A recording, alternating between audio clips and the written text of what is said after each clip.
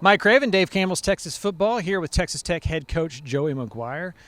Coach, Big 12 Media Days here. You're going to get a lot of questions about your offseason. Yeah. How do you think it went, right? I mean, obviously, y'all feel like y'all won the offseason. Kind of what were your favorite parts of it? Man, I think the biggest thing is we brought in some incredible talent. We upgraded our roster. But what I've been telling everybody, especially our alumni, is we brought in some really good men. Like, it is fun to walk in the building every day, and we've got a group of guys that have really enjoyed being in Lubbock, Texas, and we've got a really healthy locker room. I mean, our culture's in a really good spot. When you bring in that many new faces, how do you go about kind of creating the brand and the culture that I know is so important to you? Yeah, I mean, it starts with, our culture days. I mean, everything that, I did at Cedar Hill of the different things that we did to build that culture.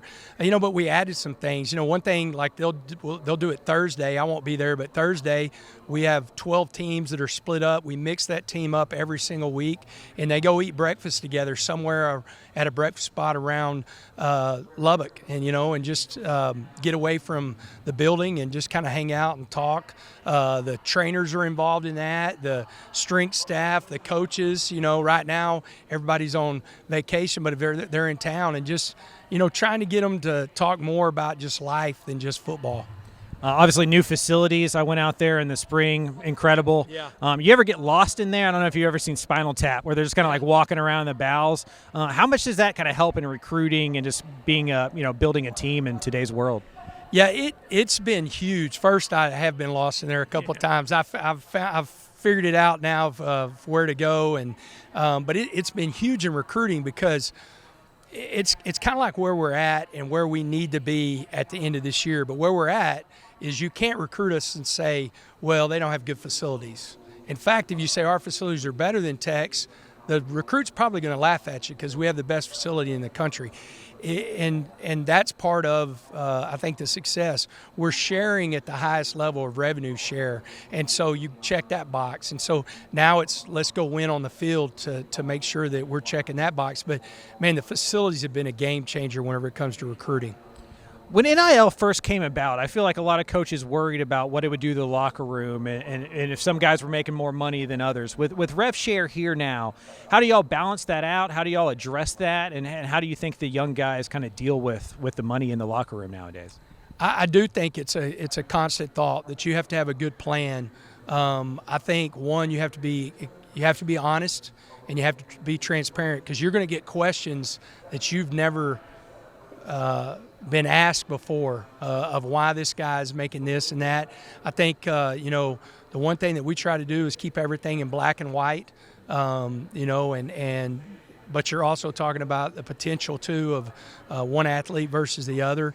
But I think the biggest thing is being really transparent and honest with these guys, because you could sit there and put your head in the sand and think, well, I've got a contract with somebody and the other guy's not going to find out. They're going to find out. I mean, the locker room is one of those places that, you're going to hear everything and anything, and the guys talk. So I think it's really important that you're upfront and transparent with everything that you're doing. A couple new coordinators, the new facilities, the NIL, the transfer portal. Expectations are going to be pretty high in Lubbock. Yeah. And I know you put more pressure on yourself than anybody on the outside could. How do y'all address those expectations and the pressure? Do you ignore them and just stay in-house? Do you embrace them? How do y'all go about talking about kind of what y'all think y'all can accomplish this year? I'm going to embrace them. You say pressure, I say opportunity. I mean, there's a great opportunity. And I'd rather be in this position from the standpoint of feeling really good about the roster and feeling good about the team and the culture, versus somewhere that you're just hoping and praying that you can win a couple of games or you can get bowl eligible. I mean, I'd rather be in this spot. But what my plan, and we always talk about this, we have a player coach's oath, and part of it is I will know and do my job. I'm going to tell the players, like, hey, look, whatever the game plan is, know your job and do it at the highest level, and then let me worry about the pressure. Because those guys, they're going to hear all the talk and everything. I just want those guys to go out, and the thing that we've talked about this offseason and this summer, make the main thing the main thing. When you step between the lines, or you step in the weight room, or whatever you're doing for the Red Raiders, empty the tank. That's the standard, and are you living up to that every single day? And if you're doing that, we got a great chance to be really special. When I was up there for the magazine, I spoke to James Blanchard, and he talked about how this must feel like how Oregon was when they were kind of getting going. It's been a while since a new team has kind of broken into the national spotlight. Do you feel like Texas Tech can be one of those teams, and how do y'all go from building a really good roster to becoming a player on the national scene? I think we have to be playing in the Big 12 championship. I think we need to be playing in the playoffs. I mean, that's the box that's not checked yet, to where everybody says that you can't do it at Texas Tech, and I think it's really interesting. I love what Kenny said at Arizona State, that they're going to be the next Clemson. You got to think that way.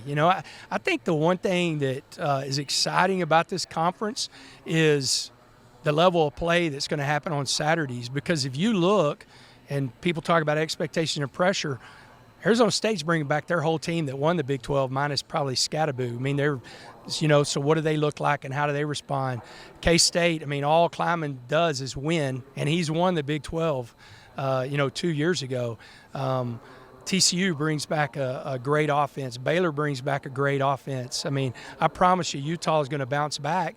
And then, I mean, for example, BYU, how they were not talked about being in the playoffs last year after beating SMU at SMU, and somehow they didn't get in the playoffs. I think that's one of the deals that this conference is exciting.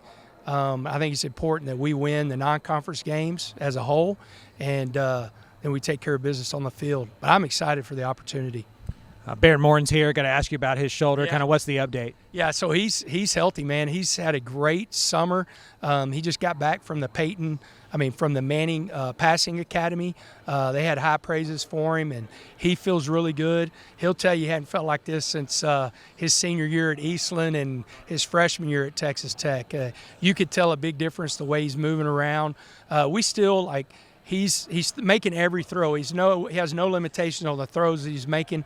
We still are just ramping him up to camp. So, for instance, he'll be 400 balls thrown this week, and then it'll increase to where we're ramping up to where, there'll be no restrictions whatsoever about the number of throws. We'll never get to that point, in camp, but we're just trying to make sure that we're doing it the right way.